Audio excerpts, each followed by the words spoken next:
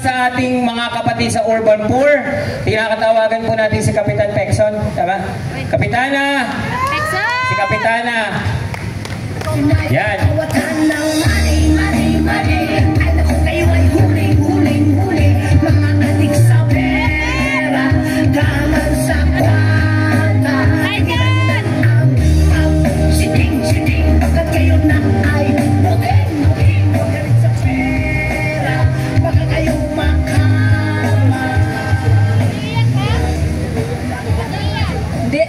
Nantok ako.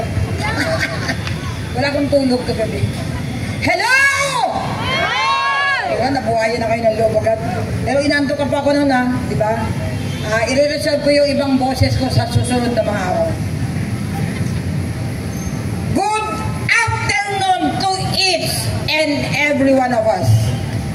Today is a gift. Bakit kong sinabing it's a gift sa oras na ito? Because there is a plan of God to each and every one of us na nandito ngayon. Kaya nagpapasalamat ako. Unang-una, kanino ko nagpapasalamat? Sa aking sarili.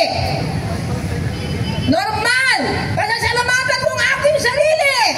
Dahil with my age, 70 years, magmula nung nag-umpisa ang rally dahil dyan sa flood control noong September 13 up to November 16, almost 64 days ago. Pero meron pa tayong boses ngayon. Kaya nandito tayong lahat. Nagpapasalamat din ako sa inyong lahat na nandirito. Magmula Apari hanggang Hulo, sumakay ng eroplano. Nagpapasalamat din ako sa lahat ng mga GIL, KOGC, at lalong-lalo na ang Iglesia ni Cristo na nandito ngayon para suportahan tayo sa ating pinaglalaban. 3 araw, 3 gabi, kasama natin sila sa Luneta. Palakpakan natin ang ating mga sarili. Ang sarili nyo, palakpakan nyo. Kasi nandito kayo. Meron pa tayong buhay. Buhay pa tayo. Ang regalo natin na nanggaling sa itaas. Kaya nandito tayo ngayon para manindigan, mamuno, mag-lead sa lahat ng mga Pilipino. Kaya nandito tayo para pangunahin natin ang mga taong hindi na komportable. Kaya nandito tayo dahil hindi na tayo komportable sa mga nangyayari. Kaya hindi nyo makita rito sa kalsada. Hindi nyo makita yung mga nagrarally na mga komportable. Bakit? Ninakaw na nila ang ating kayamanan. Alam ba ninyo yun? Ano yung tanging solusyon? With my edad, with my age, tuturuan ko kayo kung ano ang solusyon ng problema ng mga bansang Pilipino. Mula Pilipinas hanggang sa buong mundo. Kung naririnig niyo ako ngayon, ano yung solusyon? Marami na akong naririnig. Magmula pa nung nag-umpisa ang pagrarally. Puro! Anong sinasabi natin? Puro paninisi. Puro pagre-reklamo. Puro pagbe-blame. Puro pag-justify. Pero nalimutan natin ang isang pamamaraan. Ano yung pamamaraan? Hindi ba nyo alam na magmula nung dumating ang 20th century? Ano ibig sabihin ng 20th century? Nag-umpisa yan noong 2020. Ang bansang Pilipinas ay nag-umpisa sa edad ng mundo. Ano yung edad ng mundo? Nag-umpisa tayo sa Stone Age, Agricultural Age, Machinery Age, Computer Age. Sino yung yumaman nung Computer Age? Mula year 2000 to 2016, si Bill Gates lang naman. Sino si Bill Gates? Second year high school dropout. Mula 2016 to 2019, we are information age. Sino yumaman? Tatlo lang naman ang yumaman. Sino? Jeff Bezos, yung may-ari ng Grab, at yung may-ari ni, sino ba yun? Si Jack Ma. Because of computer age. Pagdating ng year 2020, we are now, alam ba nyo kung anong edad natin ngayon? We are now wisdom age. Anong ibig sabihin ng wisdom age? It is the wish of God na lahat ng mangyayari ay cannot be controlled by kung kahit sinong presidente ng Amerika. Hindi niya pwede i-control yun. Nangyari na yun nung COVID-19 nung year 2020. It cannot be controlled by a certain human being. It will be controlled by the human, by the divine providence. Kaya anong gagawin natin sa ating problema? Kasi may kasabihan. Ano yung kasabihan? Yung law of the universe. Ano yung law of the universe? Number 6 o number 5, the law of the universe ay yung tinatawag ng law of cause and effect. Ano ibig sabihin? Kung ano ang tinanim mo, yun din ang anin mo. What you sow, what you reap. Ano ang tinanim ni Bongbong Marcos Bangap? Pagnanakaw, puro kasamahan. Ano yung kanyang anihin? Ang aanihin niya ay pagbaba sa kanyang posisyon. Kaya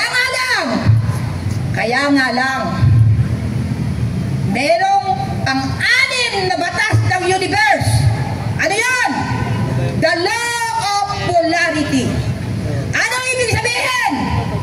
Ang ibig sabihin ng law of polarity, kung may umpisa, ay may katapusan. Kung nag-umpisa siya ng kanyang kasamaan, meron din katapusan yun. Kaya nga lang, meron tayong pang-walo na law of the universe. Ano yan? The law of freedom. Ano ibig sabihin ng law of freedom? The law of time. Kaya lahat ng nangyayari sa mundo ay may tamang panahon. Kaya ang panahon na to, magkaisa tayo para matapos na yung panahon ng pagnanakaw ng pamumuno ni Bongbong Marcos. Ano yung gagawin natin? Hindi tayo dapat nagmumura. Dapat linilinis natin ang puso natin. Dapat napapakinggan ng nasa taas, ng divine providence, kung gaano kalinis ang ating puso. Ang ating gagawin, lahat ng mga Pilipino, mula Pilipinas at lahat ng nandoon sa ibang bansa, bago tayo matulog, ang puhunan lang natin, kumuha tayo ng papel, kumuha tayo ng ballpen, isulat natin ang kahilingan natin. Kanino tayo susulat? Kay God. Nakunin na niya ang buhay ni Bongbong Marcos. Yun ang ating ipagdadasal. Kung tayo gagawin natin lahat yun, nangangahulugan, tayo ay sincere sa ating kahilingan. Alam niyo ba kung bakit? Kahit maubos ang boses natin dito sa stage na ito, hanggang hindi natin inaamin ang ating pagkakamali, kasi tayong mga Pilipino ay nagkamali noong year 2022 nung ibinoto natin si Bongbong Marcos. Kaya ang dapat natin gawin ay makiusap tayo, magdasal tayo ng taimtim kay God, bawiin natin ang ating ibinigay na suporta, at si God na, ang Diyos na ang gagawa ng pamamaraan para bawiin ang kanyang buhay. Yun lang po. Maraming salamat at magandang gabi sa inyo lahat. Sinay, kawatan ng mali. Ay naku, kayo ay huli. Mga galing sa pera, gaman sa kwata. Tigilan nyo na ang siting. Pagkat kayo na ay muking. Galing sa pera, baka kayo umakama. Lahat na lang na compromise. Kahit isa pa surprise. Ang kita ay mariin, lagi ka mo sa budget. Ako ay nabuhay. Hello. Maraming salamat po sa maitimtim na dalangin ni Kapitana. Ang tanong lang po ba, saan po tayo Kapitana magdadasal? Huwag naman gano'n, di ba? Yan na naman Lunes bukas. Lunes bukas. Baka bukas, meron na naman tayong press con sa DOJ. Ang mga mahakbang na maiso gusto na namang may gawin masama sa ating Pangulo. Oh, yan na naman ang headline. Yung mga maisog na yan. Wait lang. Yung mga maisog na yan, gusto naging kasamaan. Ano masasabi natin yung kabayan? Baka ipe-pre-empt na natin yung press con nila sa DOJ bukas. Ang itinuro kasi sa amin yan, kung paano pagdasal. Hindi naman kailangan lumuhod ka sa simbahan. Bago ka matulog, 20 minutes before you sleep, you pray kung anong gusto mong mangyari. 20 minutes after you wake up, sabihin mo kung anong gusto mong mangyari. Kung kinakailangan, isulat mo. Kasi, bakit kailangan isulat? Hindi naman maalala ni God yun yung prayer natin. Alam niyo ba kung bakit? Ilan ba yung populasyon ng China? 1.4 billion. Ilan yung populasyon ng India? 1.4 billion. Ilan ang populasyon ng Amerika? 300 million. Ilan ang populasyon ng Pilipinas? 150 million. Maalala kayo? Kailangan isulat nyo. Yun lang po. Oh. Kaso Kapitana, kasi daw ang panalangin mo daw sa ating Panginoon, sa tinatawag mong Panginoon, kunin yung buhay niya. Ay, di bukas may presko na naman doon sa isang palasyo, sasabihin, yung mga mahakbang na maisip, gumagawa na naman ng krimen, dapat kasuhan. Ano masasabi mo? Ang ibig ko sabihin, wala kasi sa tao yung repentance. Hayaan natin, bawiin ni God yung kanyang buhay. Pag nabawi na ni God yung buhay niya, di si Sara Duterte na ang presidente ng Pilipinas! Ganon, Kapitana. Ready ka daw ba kung merong ilalagay silang kaso sa'yo? Kasi yun ang paboritong gawin ng gobyerno ito, kasuhan ang kasuhan. Nung ikakaso sa akin, nagpe-pray lang akong ikan. Attorney, ano daw? Hindi nga, Kapitan, huwag mo iwanan. Sige, dito tayo. Kasi, sabi na naman yung bukas panigurado, yung mga hakbang na maisog, wala nang ginawa yan, kundi puro krimen, pananakit sa Pangulo, pati ang Panginoon, dinadamay pa, para lamang bawiin daw ang buhay ng pinakamamahal nilang leader. Ano masasabi mo? Ang ibig ko sabihin, hindi naman sapat yung nagrarally tayo minuminuto, oras-oras. Kailangan magdadasal din tayo kung ano yung gusto natin mangyari. Ano ba naman yung 5 minuto na magsulat ka ng prayer mo kay God? Lord, kunin mo na ang buhay ni Bongbong Marcos, isulat mo, pirma mo. Ganun na kasimple. Pinaunahan. Wala, hindi na lang makakalimutan. Kaya nasa katulad ni Enrile. Kapitana, kasi ang sabi kasi, Kapitana, kapag ganyan daw mga pahayag, yan daw ay pagbabanta sa buhay ng leader nila. Ngayon, handa ka ba kung sakasakaling ikaw ipatawag ng DALG? Kasi mahilig yan eh. Tuwing Lunes, may press con. Tuwing Lunes, may kaso. Tuwing Lunes, may gagawin silang pasabog. Eh ngayon, maraming lang nanonood sa'yo, live na live, milyon nanonood sa'yo ngayon. Naka-live ka pa ngayon sa mga TV station. Anong pahayag mo na? I-preempt na natin para may pahayag na si Kapitana. Kung sakasakaling bukas, ma-press con yung isang ante Claire ba tawag doon? At yung isang bunching doon sa isa, tsaka doon sa may Paura na gapong-gapong ngayon sa sarili na spokesperson, ano masasabi mo na bigyan na natin ng pahayag? Sige, Kapitana. Ipepres ko ni Auntie Claire. Kung binawi na ni Lord yung kanyang hangin na sinisinghot, edi bukas na kalawa, wala na siya, patay na siya. Yung pahayag mo, Kapitana. Handa ka makulong? Ano nga kasalanan ko? Nagpapaya ako kay God. Kasi kahit naman walang kasalanan, minsan may pangkulong sila eh. Handa ka doon. Kahit na may batas. Oh. Diba? May batas na nag-violate ako. Kasi sinabi mo kanina, kapag nawala yung leader nila, ang papalit si VP Sara. Naman kasi ayon sa constitution natin, Sara is the vice president. Nasa constitution natin doon, siya yung magte-take over. Pag namatay yung presidente. Hindi ka ba tao ni Sara? Tao ako. Proud ka. Proud ako. Ano sasabihin mo dun kay Auntie Claire pag sinabi niya? Kasi tao yun ni Sara, kaya ganyan magdasal. Sino? Ikaw. Mamaya sabihin kasi ni Auntie Claire, sa'yo bukas sa press con, yung mga mahakbang na maisog, violente magdasal. Kasi tao yan ni Sara Duterte. Kasi pag Duterte daw, violente. Violente bang magdasal kay God na kunin yung buhay ni Bongbong Marcos? Hindi na violente yun eh. Karapatan lang ni Sara na mag-take over because she is the vice president of the Republic of the Philippines na siya mag-take over. Hindi kung sino-sino. Yan ang statement mo. Okay na. So, ititipa na yan ang ating mga kaibigan. Kasi panigurado bukas, ikaw ang headline. Di ba? Headline si Kapitana. Ang headline bukas, ang mahakbang ng maisong at kasal ng kaharasan. Sa pamamagitan ng Kapitana at tagat Quezon City, ang pahayag. Kailangan na pag nagdasal kasi tayo, nakakonect tayo kay God. Okay. Diba?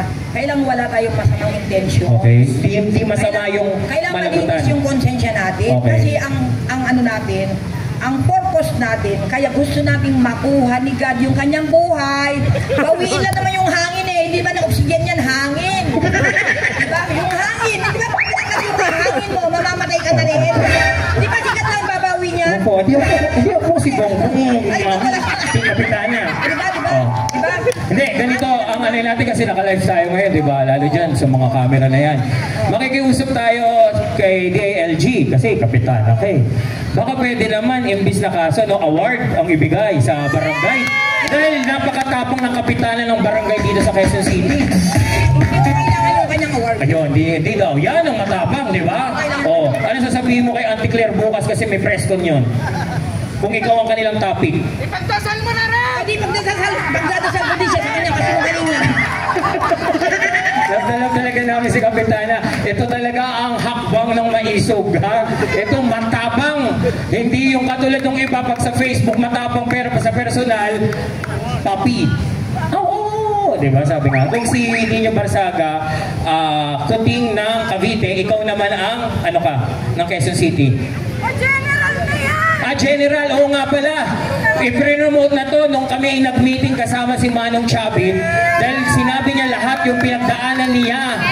Dahil nga kay Placido, ngayon hinalal na to na general ng maisog. Ganong katabang si Kapitana. Walang kinakatakutan. Kaya ang panalangin ni Kapitana, bukas, ikaw ang laman ng presko nila. Yung sinabi ni Manong Chavin. Anong sabi? Kung binawi na ni God yung hangin tayo. Talagang ganda tanggapin. Okay. Maraming salamat, Kapitana. Maraming salamat niyo po si Kapitana. Ang isa sa ating pinakamagaling na maisog na taga Quezon City. Sana lahat ng kapitan ganyan, no? Matapang, pinaglalaban ng bayan kahit na takutin man, hindi matitinag. At nag-express lang